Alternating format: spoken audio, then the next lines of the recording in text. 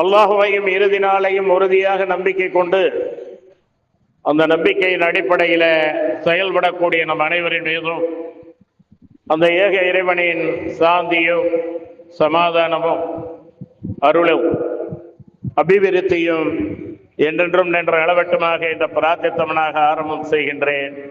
அஸ்ஸலாமு அலைக்கும் வரஹ்மத்துல்லாஹி வபரகாத்துஹு. ஒற்றுமையாய் வாழ்வோம், உயர்வு பெறுவோம்.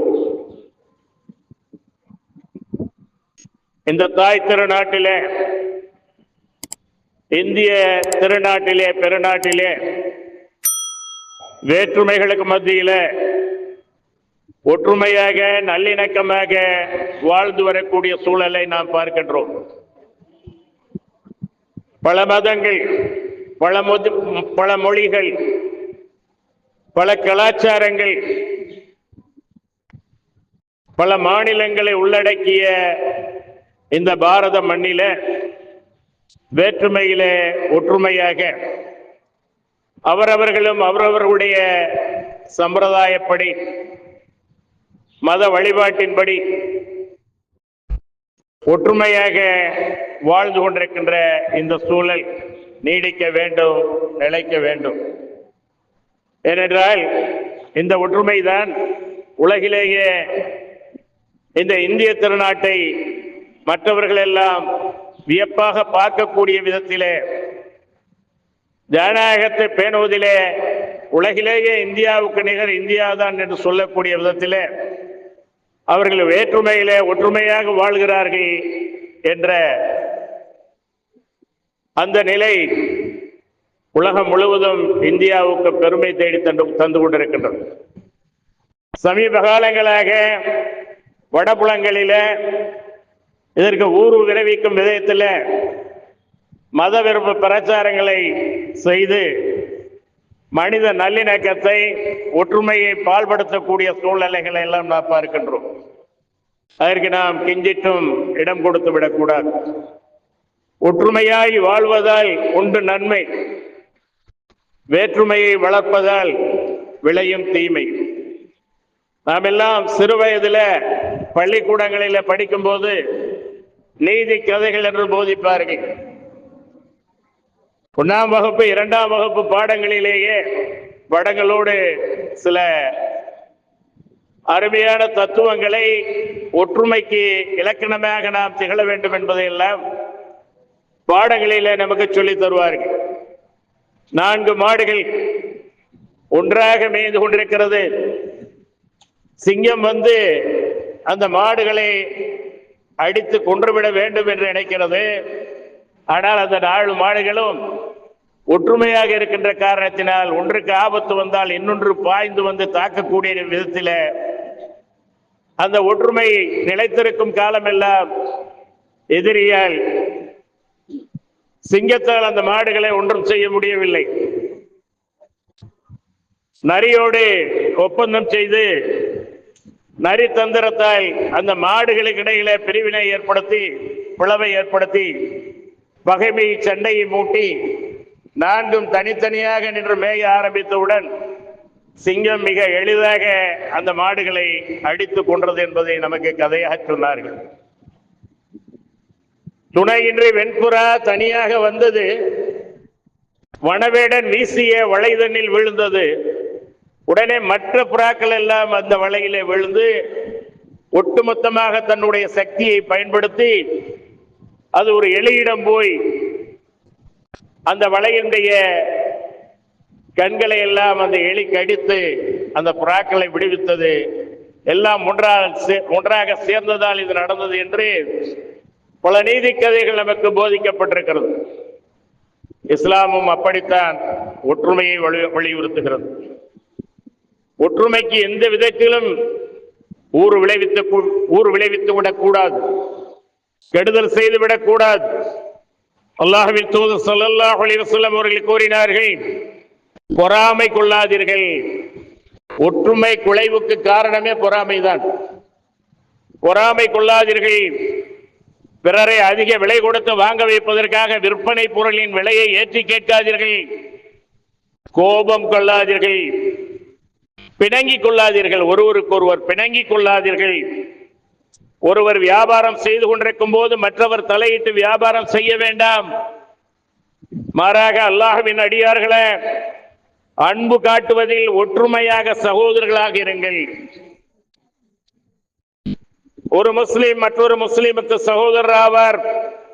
அவர் தம் சகோதரருக்கு அநீதி இழைக்கவோ, அவருக்கு துரோகம் இழைக்கவோ, அவரை கேவலப்படுத்தவோ வேண்டாம்.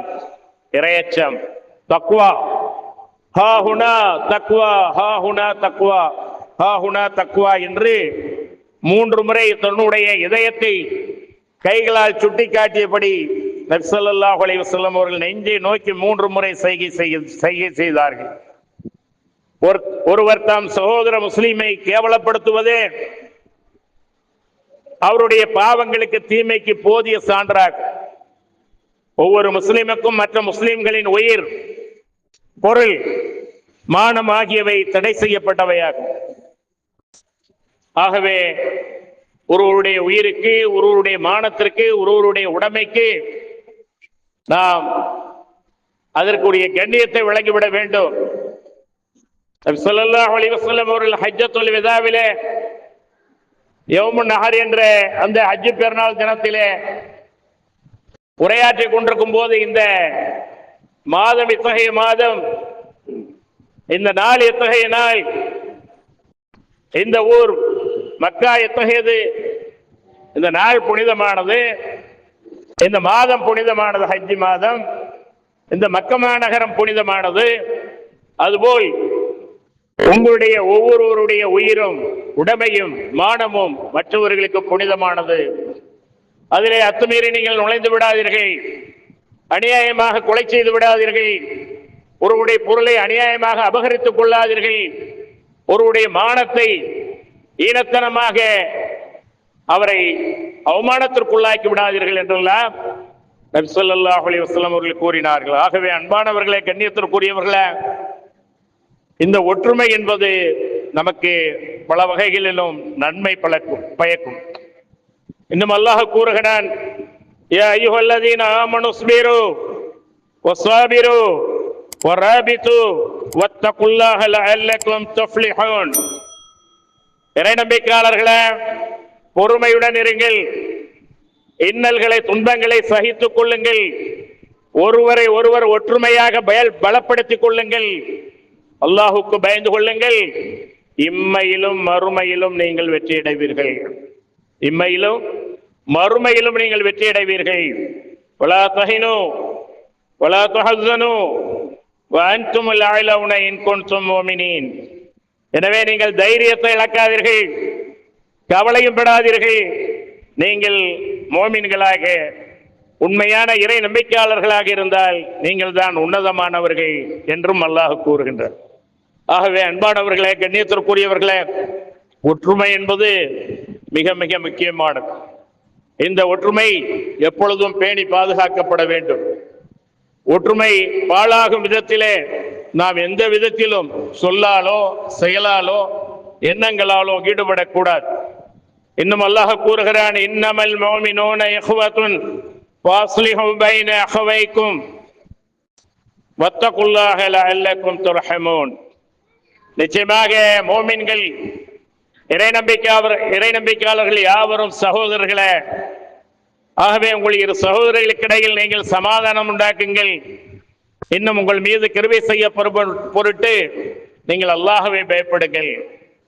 ஒற்றுமையாக வாழ வேண்டும். எதற்காக ஜமாத் தொழுகை? தனியாக தொழுதால் ஒரு நன்மை தான், ஜமாத்தோடு தொழுதால் 27 மடங்கு நன்மை அதிகம் என்று எதற்காக சொல்லப்பட்டிருக்கிறது? ஒற்றுமையாக உங்களுடைய வணக்க வழிபாடுகளை ஒற்றுமையாக நிகழ்த்த வேண்டும் என்பதற்காகத்தான் இந்த ஜமாத் தொழுகை.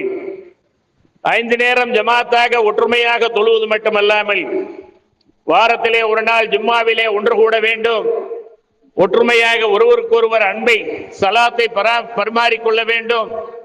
எப்பொழுதும் ஒற்றுமையாகவே இருக்க வேண்டும் என்பதற்காகத்தான் இஸ்லாம் வலியுறுத்துகிறது ஒற்றுமை. அல்லாஹ் சுப்ஹானஹு வ தஆலா திருமறை குர்ஆனிலே கூறுகின்றான், வமா தஃபர்ரகு إلا من بعد ما جاءهم العلم بغيا بينهم ولولا كلمة سبقت من ربك إلى أجل مسمى لقضي بينهم إن الذين أورثوا الكتاب من بعدهم لفي شك منه مريب.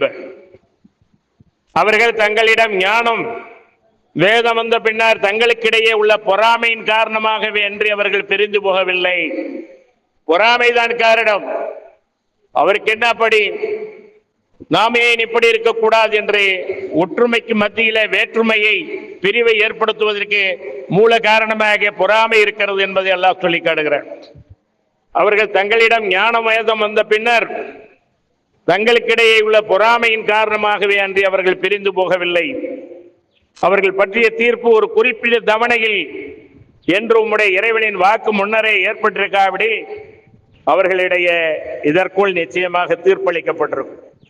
அன்றையும் அவர்களுக்கு பின்னர் யார் வேதத்திற்கு வாரிசாக்கப்பட்டார்களோ நிச்சயமாக அவர்களும் இதில் பெரும் சந்தேகத்திலே இருக்கின்றனர் என்று அல்லாஹ் கூறுகின்றார்.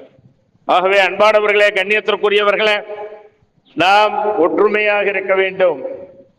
ஸல்லல்லாஹு அலைஹி வஸல்லம் அவர்கள் சொன்னார்கள், ஒரு கட்டடத்தின் எப்படி செங்கல்கள் இருக்குமோ, ஒன்றை ஒன்று பலப்படுத்திக் கொண்டிருக்குமோ, ஒரு கல்லை உருவி அடுத்த கல்லை உருவினால் அது பலகீனம் அடைந்து விடுமோ, அதுபோல் நீங்கள் ஒற்றுமையாக இருக்க வேண்டும். ஒற்றுமைக்கு எந்த விதத்திலும் ஊறு விளைவித்து விடக்கூடாது. நமக்கு பிடிக்கவில்லை என்றாலும் நல்லாட்சி ஒன்று நடக்கிறது, அதிலே சில கருத்து வேறுபாடுகள் இருக்கிறது என்றால் அதற்காக நாம் அந்த ஆட்சியை குலைத்து விடக்கூடாது. அவருடைய தலைவரை எந்த விதத்திலாச்சும் அந்த ஆட்சியிலிருந்து இறக்கிவிட வேண்டும் என்று முயற்சி செய்யக்கூடாது. பொதுநலமாக சிந்தியுங்கள், சுயநலமாக சிந்திக்காதீர்கள், பொறாமையோடு சிந்திக்காதீர்கள். அன்று மக்கா மாநகரில முஸ்லிம்கள் தொழ முடியவில்லை, குர்ஆனை ஓத முடியவில்லை. அப்படி அவர்கள் குர்ஆன் ஓதினால் தாக்கப்பட்டார்கள். அவர்கள் தொழுகையை தொழுதால் அடக்குமுறைகளுக்கு ஆளானார்கள். அதன் காரணமாகத்தான் அவர்கள் ஹிஜ்ரத் செய்தார்கள். இன்று நாம் நம்முடைய சடங்குகளை, சம்பிரதாயங்களை, நம்முடைய வணக்க வழிபாடுகளை எல்லாம் நல்ல முறையிலே நிகழ்த்திக் கொண்டிருக்கின்றோம். அல்லாஹ் அதற்குரிய வாய்ப்பை இந்த நாட்டிலே நமக்கு தந்திருக்கின்றான். சுதந்திரமாக ஒருவருடைய உரிமையிலே நாம் தலையிடாமல், மூக்கை நுழைக்காமல் நாம் உண்டு, நம்முடைய வழிபாடுகள் உண்டு, அனைவரும் ஒற்றுமையாக வாழ வேண்டும் என்ற எண்ணத்திலே நாம் வாழ்ந்து கொண்டிருக்கின்றோம். இங்கே நாம் குர்ஆன் ஓதுவதால் தடுக்கப்படுவதில்லை, தொழுகையை தொழுவதால் தடுக்கப்படுவதில்லை. ஆனால் வட மாநிலங்களிலே இன்று அந்த நிலை வந்து கொண்டிருக்கிறது. இந்த மாநிலத்திலும் அப்படி வந்துவிட்டால் நாம் ஹிஜ்ரத் எல்லாம் செய்ய முடியாது, முகாம்களுக்குத்தான் செல்ல வேண்டும். ஆகவே இந்த நாட்டிலே ஒரு சுபிட்சமான தமிழகம் அமைதி பூங்காவாக திகழ்ந்து கொண்டிருக்கின்றது. அது எப்படியாவது கெடுத்துவிட வேண்டும், ஒற்றுமை குலைவை ஏற்படுத்திவிட வேண்டும். எந்த விதத்திலாவது மத வெறுப்பை போதித்து இந்த மக்களுக்கிடையிலே சமாதானமாக வாழ்பவர்களுக்கிடையிலே, ஒற்றுமையாக வாழ்பவர்களுக்கிடையிலே வேற்றுமை ஏற்படுத்திவிட வேண்டும் என்று நினைக்கின்ற சக்திகளுக்கு ஜனநாயக ரீதியில அரசியலமைப்பு சட்டம் வழங்கி இருக்கின்ற அந்த உரிமையில நாம் நம்முடைய வாக்குகளை கட்டாயம் அளிக்க வேண்டும். நாம முடிவு செய்து அளிக்க வேண்டும். குளத்தை கெடுக்க வந்த கோடாரி காம்புகளாக நாம் ஆகிவிடக் கூடாது. ஒரு மரத்தை வெட்டுவதற்காக அந்த மரத்திலிருந்தே ஒரு காம்பை உருவி ஒரு கம்பை எடுத்து அதை கோடாலியிலே சொருகி அதை நன்றாக டைட்டாக அடித்த பிறகு அந்த மரத்தை அவன் வெட்டுகிறான் சொன்னால் நம்முடைய சமுதாயம் உருக்குலைந்து போவதற்கு, நம்முடைய சமுதாயத்திலே பலவிதமான பிரச்சனைகள் வருவதற்கு நம்முடைய சமுதாயத்தை சார்ந்தவர்களே காரணமாக இருந்துவிடக் கூடாது. அன்பானவர்களே, கண்ணியத்திற்குரியவர்களே, அல்லாஹ் சுப்ஹானஹு வ தஆலா திருமறை குர்ஆன் நெடுகிலும் சொல்கிறான், நிச்சயமாக எவனொருவன் நேர்வழி இன்னது என்று தனக்கு தெளிவான பின் அல்லாஹ்வின் தூதரை விட்டு பிரிந்து மூமின்கள் செல்லாத வழியில் செல்கிறானோ அவனை அவன் செல்லும் தவறான வழியிலேயே செல்ல விட்டு நரகத்திலும் அவனை நுழைய செய்வோம், அதுவோ சென்றடையும் இடங்களில் மிக கெட்டதாக. ஆகவே அன்பானவர்களே, கண்ணியத்திற்குரியவர்களே, அனைவரும் அல்லாஹ்வுடைய கயிற்றை பற்றி பிடிக்க வேண்டும். வஅதஸிமு பிஹப்லில்லாஹி ஜமீஅன் வலா தஃபர்ரகு வذكروا نعمة الله عليكم إذ كنتم أعداء فألف بين قلوبكم فأصبحتم بنعمته إخوانا وكنتم على شفا حفرة من النار فأنقذكم منها كذلك يبين الله لكم آياته لعلكم تهتدون. இன்னும் நீங்கள் எல்லோரும் அல்லாஹ்வின் கயிற்றை வலுவாக ஒற்றுமையாக பற்றி பிடித்துக் கொள்ளுங்கள். நீங்கள் பிரிந்தும் விடாதீர்கள். அல்லாஹ் உங்களுக்கு கொடுத்த நியமத்துகளை அருட்கொடைகளை நினைத்து பாருங்கள். நீங்கள் பகைவர்களாய் இருந்தீர்கள். ஹவுஸ் கஜ்ரத் என்ற இரு கோத்திரத்தார்கள் அடிக்கடி சண்டை போட்டு அடித்துக் கொள்வார்கள், ரத்தத்தை ஊட்டிக் கொள்வார்கள். அதே போல குறைசிகளிலும் ஒன்றுமில்லாத ஒப்புச்சப்பில்லாத விஷயங்களுக்கெல்லாம் விரோதமாக இருந்து வந்தார்கள். அவர்களுக்கு இஸ்லாத்தின் மூலமாக அல்லாஹ் சுப்ஹானஹு வ தஆலா அன்பையும் பாசத்தையும் நேசத்தையும் ஒற்றுமையை ஏற்படுத்தியதாக சொல்கிறார். அல்லாஹ் உங்களுக்கு வழங்கிய நியமத்துகளை அருட்கொடைகளை நினைத்து பாருங்கள். நீங்கள் பகைவர்களாய் இருந்தீர்கள். உங்கள் இதயங்களை அன்பினால் பிணைத்து அவனது அருளால் நீங்கள் ஒற்றுமையாக சகோதரர்களாகி விட்டீர்கள். இன்னும் நீங்கள் நரக நெருப்பு குழியின் கரை மீது இருந்தீர்கள். அதனின்றும் அவன் உங்களை காப்பாற்றினான். நீங்கள் நேர்வழி பெறும் பொருட்டு அல்லாஹ் இவ்வாறு தன் ஆயத்துக்களை வசனங்களை உங்களுக்கு தெளிவாக்குகின்றான். ஆக அல்லாஹ் சுப்ஹானஹு வ தஆலா ஒற்றுமையை வலியுறுத்துகின்றான். இந்த ஒற்றுமையின் மூலமாகத்தான் உயர்வு இருக்கிறது, வேற்றுமையிலே தாழ்வு இருக்கிறது. அதன் மூலமாக பல பாதிப்புகள் இருக்கிறது. மேலும் நீங்கள் அல்லாஹுக்கும் அவனுடைய தூதருக்கும் கீழ்ப்படியுங்கள். உங்களுக்குள் ஒற்றுமையாயிருங்கள். உங்களுக்குள் தர்க்கித்துக் கொள்ளாதீர்கள். அவ்வாறாயின் நீங்கள் தைரியத்தை இழந்து விடுவீர்கள். நீங்கள் தர்க்கித்துக் கொண்டால், பிணங்கிக் கொண்டால் தைரியத்தை இழந்து விடுவீர்கள். ஒற்றுமை பிரிந்துவிடும். அவ்வாறாயின் நீங்கள் தைரியத்தை இழந்து உங்கள் ஆற்றல் போய்விடும். ஆகவே நீங்கள் சிரமங்களை சகித்துக் கொண்டு பொறுமையாக ஒற்றுமையாக இருங்கள். நிச்சயமாக அல்லாஹ் பொறுமையாளர்களுடன் இருக்கிறான். எவர்கள் ஒற்றுமையாக இருக்கின்றார்களோ அவர்கள் அல்லாஹுடைய பொறுப்பிலே இருக்கிறார்கள். அல்லாஹ் இந்த ஒற்றுமையை போதித்துக் கொண்டே இருக்கின்றான். நீங்கள் குடும்பமாக ஒற்றுமையாக, அணி அணியாக, குடும்பமாக உங்களுடைய மூதாதையர்களிலும், உங்களுடைய தந்தைமார்களிலும், உங்களுடைய மனைவிகளிலும், உங்களுடைய பிள்ளைகளிலும், உங்களுடைய பேர பிள்ளைகளிலும் கூட்டமாக அணி அணியாக ஒற்றுமையாக நீங்கள் சொர்க்கத்திற்கு செல்வீர்கள் என்று சொல்கிறானே. ஆக அப்படிப்பட்ட ஒற்றுமை மிக்க இந்த மார்க்கத்திலே ஒற்றுமையை குலைக்கக்கூடிய, ஒற்றுமைக்கு ஊறு விளைவிக்கக்கூடிய நிலைகளை நாம் ஏற்படுத்திவிடக் கூடாது. நபி ஸல்லல்லாஹு அலைஹி வஸல்லம் அவர்கள் சொன்னார்கள், 3 விஷயங்கள் பொய் என்றாலும் அது பொய் அல்ல என்றார்கள். 3 விஷயம் பொய் தான் அது, ஆனாலும் அது பொய் அல்ல. அந்த பொய்யை சொல்லுங்கள் என்றார்கள். எந்த பொய்யை?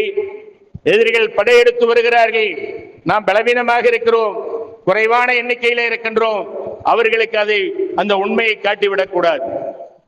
நாம் பலவீனமாக இருந்தாலும் வந்து பார் உன்னை என்ன செய்கிறேன் என்று எவ்வளவு பேர்கள் நாங்கள் இருக்கிறோம் தெரியுமா என்று எதிரிகளை பயமுறுத்தக்கூடிய விதத்திலே எண்ணிக்கை குறைவாக இருந்தாலும் அதற்காக பொய் சொல்லி அந்த படையை சந்திக்கலாம் என்று சொன்னார்கள். அது பொய்யே அல்ல என்றார்கள். கணவன் அழகானவனாக இருக்கலாம், மனைவி அவலட்சணமாக இருக்கலாம். நம்முடைய கணவருக்கு நாம் வந்து வாய்த்தோமே என்ற அந்த மனைவி மனசிலே கவலை கொள்ளலாம். அந்த மாதிரியான நேரத்திலே கணவன் உலகத்திலெல்லாம் எனக்கு மனதுக்கு நிரப்பமான ஒரு பெண் என்னுடைய மனைவியாகிய நீதான், உன்னை விட அழகு எங்கும் இல்லை, ஆனால் அந்த பெண் அழகானவள் அல்ல. இந்த கணவன் அன்பாக, பாசமாக, நேசமாக, ஒற்றுமையாக வாழ வேண்டும் என்பதற்காக பொய்யை சொல்கிறான். சொல்லலாம், அது பொய்யே அல்ல என்று நபி ஸல்லல்லாஹு அலைஹி வஸல்லம் அவர்கள் சொன்னார்கள். மூன்றாவதாக, ஒரு சமுதாயம் அல்லது இரு தோழர்கள் அவர்களுக்கிடையிலே நல்ல நட்பு இருந்தது, உறவு இருந்தது, அது பாதிக்கப்பட்டு விட்டது. அந்த உறவை, அந்த ஒற்றுமையை திரும்ப அவர்கள் பகைமையாக இருப்பதை மாற்றி ஒற்றுமையாக ஆவதற்காக எத்தகைய பொய்யையும் சொல்லி அவர்களை இணைக்கலாம், சேர்த்து வைக்கலாம். இரண்டு சமுதாயங்களுக்கும் மத்தியில இணக்கத்தை ஏற்படுத்துவதற்காக, ஒற்றுமையை ஏற்படுத்துவதற்காக, பகைமையை ஒழிப்பதற்காக நீங்கள் சொல்லக்கூடிய பொய்யே அல்ல என்று நபி ஸல்லல்லாஹு அலைஹி வஸல்லம் அவர்கள் சொன்னார்கள். ஆகவே அன்பானவர்களை, கண்ணியத்திற்குரியவர்களை, நாம் ஒற்றுமைக்கு முக்கியத்துவம் கொடுக்க வேண்டும். ஜமாத், அந்த ஜமாத்துடைய, இந்த முஸ்லிம்களுடைய ஜமாத்தினுடைய இன்றைக்கு பார்க்கிறோம், இதனால் இவ்வளவு இகழ்வுகளில் இன்னல்கள், அல்லாஹ் நிஅமத்துகளை வாரி வழங்கி இருக்கின்றான். உலகம் இயங்க வேண்டிய அந்த இயக்கத்திற்கு தேவையான எண்ணெயை, கருப்பு தங்கத்தை அல்லாஹ் வாரி வழங்கி இருக்கின்றான் அரபு நாடுகளுக்கு. லா இலாஹ இல்லல்லாஹ் முஹம்மதுர் ரசூலுல்லாஹ் என்று கலிமா சொன்னவர்கள், ஏக இறைவனை மட்டுமே வணங்கக்கூடியவர்கள், இறை தூதரும் இறுதி தூதருமான முஹம்மது ஸல்லல்லாஹு அலைஹி வஸல்லம் அவர்களுடைய வாழ்க்கை பின்பற்றி வாழ வேண்டியவர்கள், ஒரே ஜமாத்தாக, ஒரே கோத்திரமாக, ஒற்றுமையாக வாழ வேண்டியவர்கள். இன்னைக்கு ஒருவன் தான் அல்லாஹ், அவனை வணங்குகிறோம், ஆனால் வேற்றுமையாகத்தான் வணங்குவோம். அல்லாஹ்வுடைய தூதர் ஒருவர் தான், ஆனாலும் அவர்களை நாங்கள் வேற்றுமையாகத்தான் பின்பற்றுவோம். இறை வேதமும் இறுதி வேதமுமான உலக முடிவு நாள் வரையிலும் அல்லாஹ்வால் பாதுகாக்கப்படக்கூடிய திருமறை குர்ஆனை ஓதுவோம்.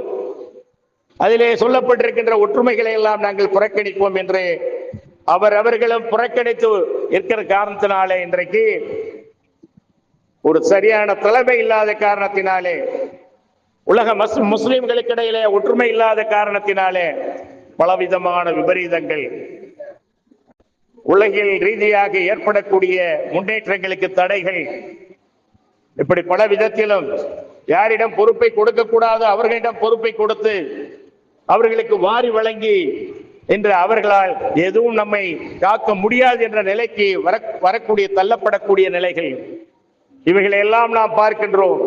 ஆகவே உலகளாவிய ரீதியிலே ஒரு தலைமைத்துவம் வேண்டும், ஒற்றுமை வேண்டும். இந்த ஒற்றுமை எப்பொழுதும் நின்று நிலைக்க வேண்டும். ஆகவே ஒற்றுமையாக இருங்கள். மக்கமா நகரிலே சுதந்திரமாக தொழ முடியவில்லை, குர்ஆன் ஓத முடியவில்லை. அப்பொழுது நபி ஸல்லல்லாஹு அலைஹி வஸல்லம் அவர்கள் முதல் ஹிஜ்ரத் ஹபஸா என்று சொல்லக்கூடிய அபிசீனியாவிற்கு அனுப்பினார்கள். ஜாபிர் பின் அபு தாலிப் அவர்களுடைய தலைமையிலே சென்றது. இரண்டாவது மதீனாவுக்கு சென்றது. அப்படி மதீனாவுக்கு செல்லுகின்ற நேரத்திலே நபி ஸல்லல்லாஹு அலைஹி வஸல்லம் அவர்கள் சொன்னார்கள், மதீனாவுக்கு வந்த அந்த முஹாஜிர்கள், அகதிகள், அவர்களை பார்த்து இந்த அன்சாரிகள், மதீனாவில் இருக்கக்கூடிய அந்த ஆதரவாளர்கள் இந்த அகதிகளுக்கு வாய்ப்பளிக்க வேண்டும், அவர்களுடைய வீடுகளில் இவர்களை வைத்துக் கொள்ள வேண்டும். இங்கே வா அன்சாரி தோழரே, இவர் உன் சகோதரர் அழைத்து செல், இவர் உன் சகோதரர் அழைத்து செல், சகோதர வாஞ்சியோடு இருங்கள் என்று சொன்ன காரணத்தினால் அந்த சமுதாயம், தண்ணீரை பெற்ற சமுதாயம், அல்லாஹ்வுடைய தூதர் சொன்னார்கள், என்னுடைய சஹாபாக்கள் தான் சிறந்த சமுதாயம் என்று. அப்படிப்பட்ட சிறந்த சமுதாயமான அந்த சமுதாயம் அல்லாஹ்வுடைய தூதர் சொன்ன காரணத்திற்காக அவர்களுடைய ஒற்றுமை எப்படி இருந்தது என்று சொன்னால், கூட பிறந்தவர்களை விட அல்லாஹ்வுடைய தூதர் சொன்னார்களே, இவர் உன் சகோதரர் அழைத்து செல் என்று, அந்த சகோதரர்களுக்கு முக்கியத்துவம் கொடுத்தார்கள்.